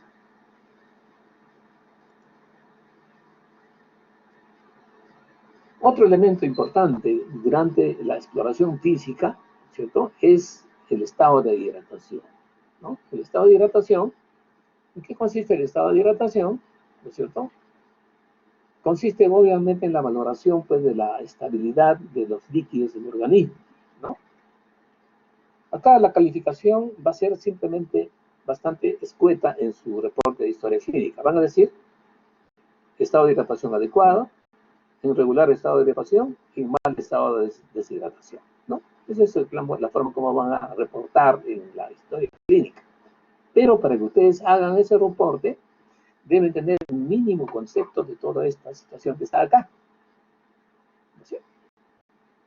El estado de hidratación obviamente tiene mucho que ver, obviamente, pues con la regulación o con, obviamente, con lo que se llama equilibrio de agua. El equilibrio de agua. ¿No? El equilibrio de agua, obviamente, en última instancia, está dado por los ingresos y los egresos de líquido. ¿No es cierto? Un paciente que tiene un ingreso y un ingreso que es igual a un egreso, es un paciente que está hidratado, ¿no es cierto?, que no tiene ninguna alteración desde el punto de vista de la hidratación, ¿no? Acuérdense ustedes de los ingresos, están dados fundamentalmente por la dieta, ¿no?, y los líquidos adicionales que puede estar ingiriendo el paciente. Ya también este es un concepto que deben guardarse ustedes, de que nosotros en la parte clínica, ¿no es cierto?, la dieta lo consideramos como si fuera todo líquido, independiente de que sea arroz, carne, lo que sea, pero ustedes van a ver que la concentración de líquidos dentro de los alimentos es bastante alta. Entonces, cuando nosotros hablamos de dieta, ¿no es cierto?, estamos prácticamente considerando toda la dieta, aún los sólidos, como si estuvieran constituidos exclusivamente de agua. Por ejemplo, si un paciente tiene una dieta de 1200, ¿cierto?, todo lo consideramos como agua. Tiene 1800, todo lo consideramos con agua. Lo que decimos más líquidos es el líquido adicional que puede ingerir. Que puede ingerir de una soda, que puede ingerir el paciente un vaso de leche adicional, que puede ingerir de repente un vaso de jugo, entonces, ¿no? Entonces, eso obviamente debe considerarse en los ingresos fisiológicos. Estamos hablando acá de ingresos fisiológicos. Acuérdense, estamos haciendo la historia clínica, este paciente ha venido de su casa, entonces tenemos que ver todo lo que está ocurriendo en su casa, ¿no? Entonces, acá los ingresos, inclusive van a ver ustedes que tener en cuenta algunas circunstancias. La cantidad de líquido que debe necesitar un paciente es aproximadamente 40 centímetros cúbicos por kilogramo de peso. De tal manera que una persona promedio de 60 kilos debe ingerir entre 2.5 a 2.6 litros, ¿no?, en 24 horas. Entonces, cuando ustedes hagan la historia clínica de un paciente, tengan en cuenta, a veces la deshidratación puede venir, ¿no es cierto?, simplemente porque el paciente no está ingiriendo. Y esas son amnesias. Pregunten ustedes cómo ha tomado el desayuno, cómo ha comido el almuerzo, ¿no es cierto?, y si ha cenado. Y no solamente eso, sino aproxímense a los volúmenes, especialmente si ven al paciente deshidratado. Esto ocurre con los ancianos. El anciano tiene una disminución de la sensación de sed y de la sensación de hambre. A veces se le esfuerza para comer. Y viene la familia, se le pregunta, ¿está comiendo su paciente? Sí, está comiendo. ¿Sí? Y el paciente de repente está inconsciente. Y ustedes tienen que preguntarle, sí, come, pero ¿qué le dan el desayuno? Ah, le damos un poco de avena. ¿Qué cantidad de avena le dan? Bueno, le damos una taza. ¿Termina la taza? No termina la taza, a veces termina la mitad, ¿no es cierto? Entonces uno puede hacer la aproximación. Acuérdense ustedes, un vaso, ustedes conocen el vaso, ¿no es cierto?, tiene aproximadamente 300 centímetros. Una taza mediana, 350 centímetros. El medio litro lo conoce todo el mundo, ¿no es cierto? Entonces, si ustedes le dicen la información que reciben ustedes, que el paciente toma desayuno, pero consume solamente media taza, y el paciente está consumiendo 150 centímetros. ¿Y qué come en el almuerzo? No, come solamente la mitad de su plato, ya, ¿no? Si el plato es más o menos medio litro, bueno, no solamente la mitad, ¿no es cierto? 250, ¿correcto? 250 más 150, ya van sumando ustedes, ¿no? Y en la noche no come. Al final, si ustedes hacen la suma, este paciente ha ingerido de repente 600 o 700 centímetros cúbicos en 24 horas. Eso es lo que ocurre con los ancianos.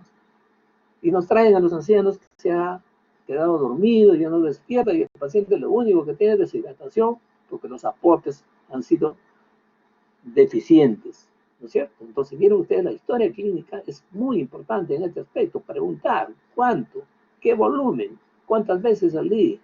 Y pueden ustedes tener las pautas para poder ya determinar por qué el paciente está, obviamente, de repente hasta con el estado de conciencia o está comiendo deshidratado.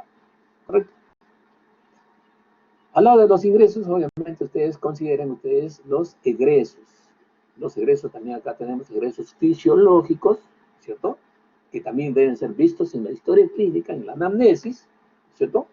Preguntar por las heces, la orina y las pérdidas anormales que puede haber presentado el paciente, ¿no? En cuanto a las heces, obviamente, hablar por lo menos de frecuencia, ¿no es cierto? Y si el paciente tiene pues, una deposición de líquidas, obviamente hacer de repente un cuadro, una situación más exhaustiva, que probablemente en la anamnesis va a estar presente. En la anamnesis, de repente el paciente tiene pues 4, 5, 10 deposiciones, de volúmenes más o menos de 200 o 300 cada vez, entonces, y va a tener diarreas 4 o 5 días, entonces ustedes fácilmente pueden ver la magnitud de las pérdidas de líquido del paciente. Paralelamente, ustedes preguntan si ha ingerido. No ha ingerido, ha tenido vómitos igualmente. Entonces, ven ustedes que el estado de hidratación en el paciente está, obviamente, completamente presente, ¿no es cierto?, por estos dos factores, ¿no? Entonces, hay que preguntar, pues, obviamente, ¿no?, el volumen de las heces, el volumen de la orina, ¿no es cierto?, por la orina, cuando son las pérdidas, y las pérdidas anormales que puede haber, ¿no? Las pérdidas anormales a veces son bastante notorias, ¿no?, como son la diarrea, los vómitos, ¿no es cierto? y pueden ser no notorias cuando los pacientes hacen pérdidas de líquidos en compartimentos. Bueno, eso ya exige ya un razonamiento ya un poco más complejo, ¿no es cierto? Porque un paciente que tiene, por ejemplo, una ascitis, a veces el líquido puede acumularse, ¿no?, en el abdomen, ¿no es cierto?, con merma de los líquidos en otros compartimentos, ¿no?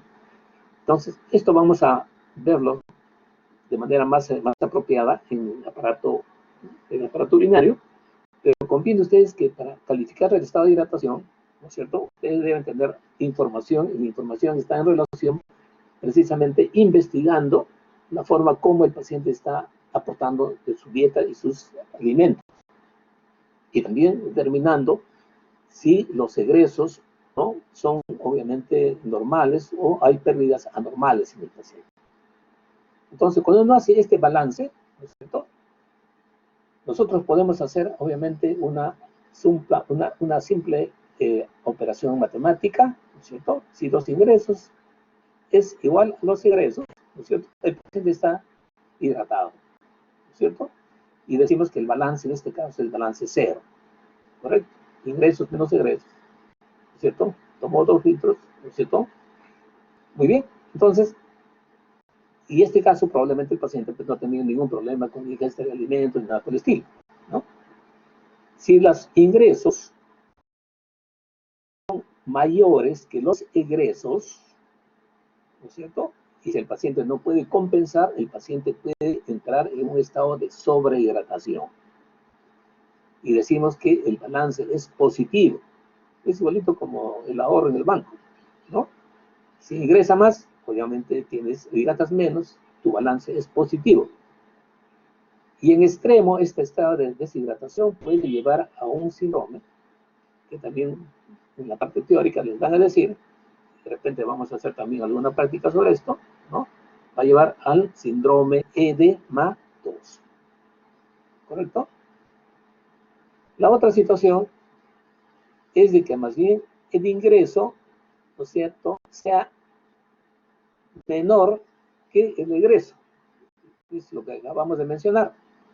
Entonces, esta situación, dependiendo de la magnitud, obviamente va a llevar a un estado de deshidratación, ¿correcto? Y en este caso, el balance será balance negativo. Entonces, el paciente está perdiendo, ¿correcto? Basado en esta reflexión, ¿no es cierto?, nosotros podemos calificar el estado de hidratación. ¿Qué parámetros utilizamos para calificar el estado de hidratación y los grados de deshidratación, fundamentalmente en este caso, ¿no? Utilizamos 3 parámetros fundamentales, ¿ya? Entonces, esto seguramente ya han visto en la parte teórica, seguramente en el examen, especialmente el examen de piel y faneras, ya visto, pero acá, obviamente, la aplicación es bastante práctica, ¿no? Las estructuras en donde va a reflejarse los estados de alteración de los líquidos corporales son las mucosas, la piel y el compartimento intravascular. Recuerden ustedes que los líquidos están distribuidos, ¿no es cierto?, en compartimentos. El líquido intracelular, líquido extracelular, ¿no es cierto?, y el líquido extracelular, intersticial e intravascular, ¿correcto? Ahora, estos líquidos obviamente están en constante movimiento, ¿ya? Tanto el intracelular y el extracelular se están movilizando, ¿no es cierto? Igualmente ocurre en el extracelular. El intersticial y el intravascular están en constante intercambio. Entonces, lo que ocurre en un compartimento repercute en los demás compartimentos. Eso es lo importante. Entonces, cuando nosotros hablamos de deshidratación, nosotros vamos a calificar simplemente en buen estado de hidratación, en regular estado de hidratación, en malo de hidratación, ¿no es cierto? O deshidratación leve, deshidratación moderada o deshidratación severa. Esa es la calificación que ustedes van a poner nada más. Pero para poner esa calificación, ustedes han tenido que hacer todo este procedimiento. La primera manifestación van a ver ustedes en la mucosa. La mucosa de un paciente, la mucosa lingual, bucal, de un paciente hidratado, ¿cierto? Miren ustedes en el espejo de ustedes mismos, ¿no? Sacan la lengua es brillante, ¿no es cierto? Es bañada obviamente de saliva. Si ustedes levantan la lengua, por debajo de la lengua está la deposita, como se llama, la cara sublingual, donde se deposita obviamente la saliva, ¿no? Ven ustedes la conjuntiva, ¿no? La conjuntiva es brillante, ¿no es cierto? Eso está hablando, pues, obviamente, de que los compartimentos, obviamente, de mucosas están preservados, ¿no? Esa es la, ¿cómo se llama? ¿No? Esa es la característica de una mucosa, se llama, hidratada adecuadamente. Ahora, cuando se produce una deshidratación, ¿no es cierto? Y ya se ha considerado que la deshidratación leve implica una pérdida más o menos aproximadamente de 5% del agua corporal total. Si el agua corporal total es el 60% en una persona de 60 kilos, una persona aproximadamente 60 kilos, pues el agua corporal total será más o menos del 42 más o menos, ¿no es cierto? Entonces, una deshidratación leve, probablemente el paciente ha perdido entre 2 y 3 litros de líquido, ¿no? En esos casos, lo que van a encontrar en la mucosa, primeramente la mucosa ya deja de ser brillosa, ya se torna un poco opaca la mucosa, ¿no es cierto? ¿Ya? Igualmente la estar un poco brillosa, pero ya no se ve la brillantez, ¿no? Por la presencia de una buena cantidad de saliva, ¿no? La piel todavía no va a manifestarse, es el otro elemento de la piel que se evalúa. No hay, como se llama, la piel está, como se llama, preservada, ¿no? Uno de las características de la piel que seguramente han hecho ustedes en semiología de piel es la humedad de la piel, ¿no? La piel siempre tiene cierto grado de humedad, ¿no es cierto? Entonces, en la deshidratación leve, obviamente todavía no se altera, ¿no? Y finalmente, en las alteraciones, obviamente, hemodinámicas, menos vamos a encontrar. O sea, la única alteración que encontramos en la deshidratación leve es el compromiso de las mucosas, que están opacas, ¿no es cierto? En la deshidratación moderada, que va entre el 5 y el 10% de la pérdida de peso corporal, ya aparece alteraciones. Obviamente, las mucosas son más intensas, la lengua está seca, las papilas se hacen más notorias, ¿no? La piel también comienza a perder líquido y se torna más seca, ¿no es cierto? Y si ustedes hacen un pliegue, el pliegue permanece. Eso se llama signo de pliegue positivo, ¿no es cierto? ¿No? Y por supuesto, no va a haber alteración hemodinámica. La presión, el pulso arterial todavía se van a preservar, ¿no es cierto? El paciente todavía estará, ¿no? Leve, el paciente del sensorio está completamente normal. En la deshidratación moderada habrá una pequeña merma del estado de sensorio, pero el paciente todavía conversa, ¿no? Habla todavía el paciente, ¿no? En la deshidratación severa implica una pérdida de más del 10% de peso corporal, ¿no es cierto? Las mucosas definitivamente están tremendamente secas. Hay un término que se llama la lengua del loro, no sé si han visto una lengua del loro, tremendamente seca, ¿no es cierto? Obviamente la mucosa conjuntiva altamente seca, ¿no es cierto? La piel obviamente ya es evidentemente seca y el signo de pliegue es muy positivo definitivamente, ¿no? Acá definitivamente sí ya encuentran ustedes alteraciones hemodinámicas. Una respuesta frente a la restricción de los líquidos intravasculares es aumento de la frecuencia cardíaca y frecuencia de pulso en este caso, ¿no es cierto? Entonces ustedes tendrán un paciente que está con taquicardia o taquisfignia, ¿no es cierto? ¿No? Y si encuentran ustedes o miden la presión arterial, probablemente la presión arterial va alterada. Acá es interesante que ustedes hagan una medición, lo que se ha mencionado, en posición sentada y en posición echada. Puede que el paciente en posición sentada no tenga pues tenga una presión más o menos preservada, pero ustedes lo sientan y la presión baja definitivamente, o la frecuencia cardíaca sube más de 20, o la presión baja más de 10 milímetros, entonces están frente, ustedes son pacientes ya que están en pre-shock, ¿no? Porque ya más adelante, ¿cierto? Se acentúa definitivamente el paciente está en estado de shock, ¿ya? Y eso prácticamente lo identifica fácilmente cualquier persona, ¿no?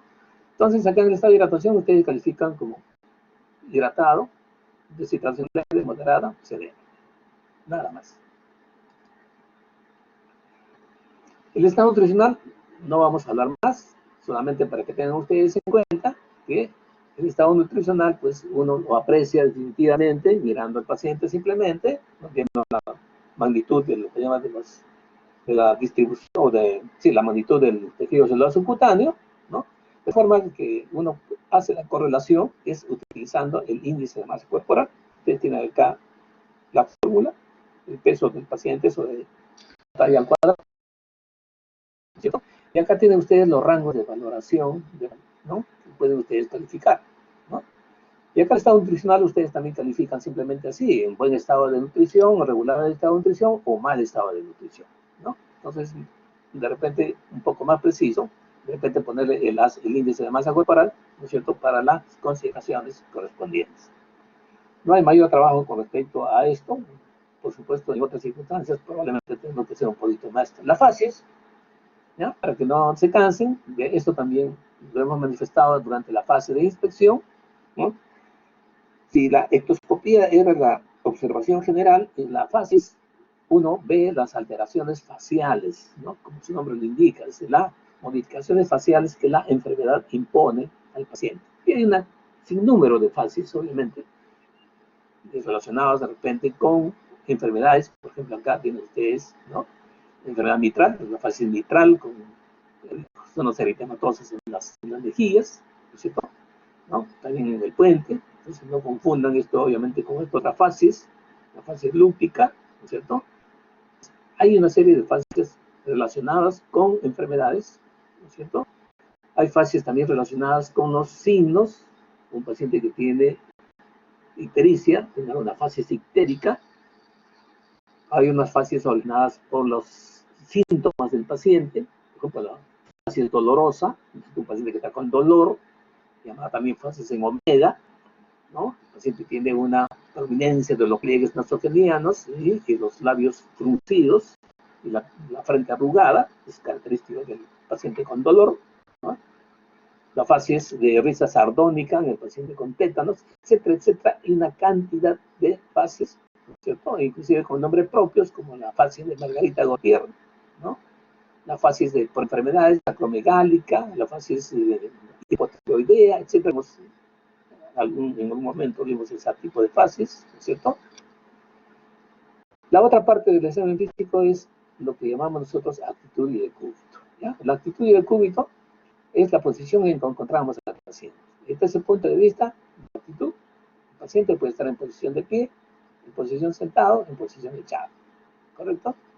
Cuando el paciente está en posición echada, ¿no es cierto?, eso se llama decúbito. Y dependiendo de qué parte del cuerpo está reposando en la cama, el decúbito puede ser supino dorsal, no, ventral o prono, ¿ya? Ahora, el paciente obviamente puede elegir o no elegir esta posición. Desde ese punto de vista, ¿no?, puede ser activo o puede ser obligado, ¿ya? Activo cuando el paciente adopta esa posición por su comodidad, etcétera, etcétera, y puede cambiarlo cuando quiera. La posición obligada, como su nombre le indica, el paciente está en incapacidad de variar la posición. El paciente no puede variar la posición, ¿no es cierto? Y esta posición no puede variar porque el paciente no tiene la capacidad de hacerlo. O si el paciente tiene la capacidad de hacerlo, lo hace para aliviar una molestia. Entonces, cuando esta posición es adaptada para aliviar una molestia relacionada con el dolor, por ejemplo, se llama posición antálgica. Y acá tienen algunas posiciones. Tampoco lo confundan con las posiciones anatómicas que a veces el médico obliga a poner al paciente para facilitar un examen. Este, por ejemplo, es un decúbito supino, ¿no?, o decúbito dorsal, si quieren, el decúbito ventral, ¿cierto?, o prono, ¿ya?, es decúbito lateral. Obviamente habrá un decúbito lateral derecho, decúbito lateral izquierdo. Este es un semiprono, miren ustedes, está parcialmente, como se llama, de lado, ¿no es cierto? Estas son ya una posición que nosotros a veces que médicamente lo indicamos, el Fowler, ¿no?, la posición de Trendelenburg, que ustedes han escuchado, con la cabeza hacia abajo y los pies levantados. Esto ya no son posiciones que el paciente adopta, sino que el médico, ¿no?, hace adoptar, ¿no? El tren del emburgo invertido, ¿no es cierto? Y así por el estilo, para facilitar algunos exámenes, por ejemplo, para la exploración rectal o para la proctoscopía, o, ¿no?, se adopta esta posición, la genopectoral, ¿no es cierto? Pero acá lo que ustedes van a tratar de calificar es la posición que está adoptando, le cuentan ustedes, el paciente. Acá tienen un decúbito dorsal y el decúbito ventral, entonces con estas características que hemos mencionado, ¿no? Muy bien. Hay actitudes, ¿no es cierto?, en donde el paciente se ve obligado a adoptar, ¿no es cierto?, por la enfermedad. Esto, por ejemplo, es la actitud en gatillo de fusil en el paciente que se presenta en el paciente que tiene un cuadro de meningo o encefalitis crónica, ¿no es cierto?, ¿no? Ambos brazos tensionados, miembros flexionados hacia adelante y el cuello también hacia, ¿no? El cuello generalmente es dirigido hacia atrás, ¿no? Esta es la actitud en plegaria maometana, ¿cierto?, como rezan los árabes, ¿no? Esta posición está un poco forzada porque se puede ver en lo que se llama en los pacientes que tienen problemas de derrames pericárdicos. Estos pacientes, para aliviar la disnea que le genera el derrame pericárdico, adoptan una posición más o menos parecida, no muy intensa, ¿no es cierto?, pero sí inclinada hacia adelante, abrazada a las rodillas, ¿no es cierto? Acá, por ejemplo, es una posición antálgica, el señor acá está tratando de aliviar algún tipo de molestia dolorosa, ¿no es cierto?, ¿no? Entonces, por eso adopta esa posición. Muy bien. Yo creo que con esto hemos concluido, ¿no?, de esta parte que ya viene el examen de piel y de tareas. Muy bien, chicos. Si tienen ustedes alguna pregunta, encantado. De otra manera, el caso ha sido grabado. Tendrán la oportunidad de poder, como se llama, revisarlo, ¿no es cierto? Espero si hay alguna pregunta de ustedes. Ya. Bueno, si no hay preguntas, porque algunos ya están abandonando, ¿no es cierto?, nos despedimos. Solamente para hacerles presente que conmigo, ¿no?, la parte ya de la parte teórica de sistema linfático. Muy bien, Alison. Sistema linfático vamos a dictar en la segunda hora el día lunes. Por favor, tengan ustedes en cuenta, comuniquen a toda la promoción. Yo voy a dictar sistema linfático a la teoría, voy a dictar 10 minutos para las 3 de la tarde. Debemos estar reunidos a esa hora más o menos. En la primera parte va a haber otra exposición. Muy bien. Suerte para todos. Gracias. Nos vemos.